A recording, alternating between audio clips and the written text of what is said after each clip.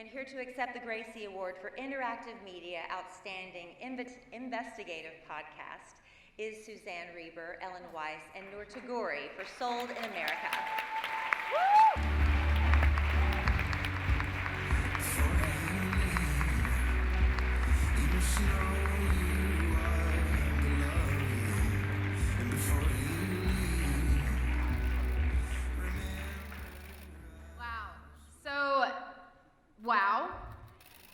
Just wow looking at this room. Thank you so much, Ellen and Suzanne.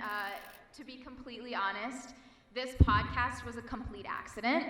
And one day I walked into the bathroom and Ellen was there, and she asked me what my dream project was, and I said it was this, it's always been this, and that was rooted in my own experience of sexual violence, and I wanted to turn my experience into a way to be of service to others.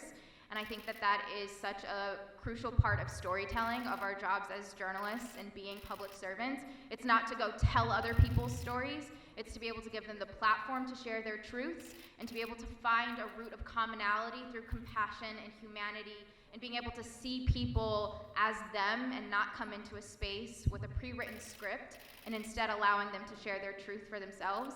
And so to the Stitcher team and the Scripps team and our team back home who isn't here, Eric Krupke, Kate Grumke, Kevin Clancy, we were all on this journey together for 2 years. It was the hardest years of our lives, and we learned so much. So thank you to our team, also to my parents for just reminding me that whatever we choose in life, it's important to keep in mind how we can be of service to others. And when you live in abundance and of service to other people, the world opens up to you. And of course, thank you to my husband and manager, Adam. Thanks for letting me schedule our wedding in the between all of the shooting. I feel so bad for that, but thanks. And of course, to the one and almighty God for giving me the opportunity to gain trust with people who had never trusted the media before.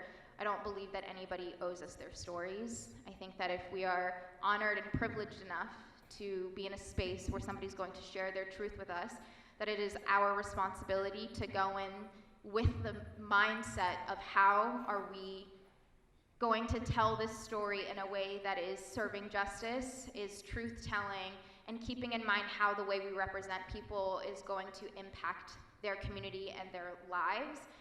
As a Muslim woman who wears the hijab, who chooses to wear the hijab, we know what the power of misrepresentation does to communities, and every single person in this room today has the power to be of service and to serve as justice and truth tellers in communities who are constantly smeared in the media. And so I urge all of you to get to know communities that you're unfamiliar with, and before you choose to tell their stories, to make sure that they're a part of the storytelling team as well. So thank you.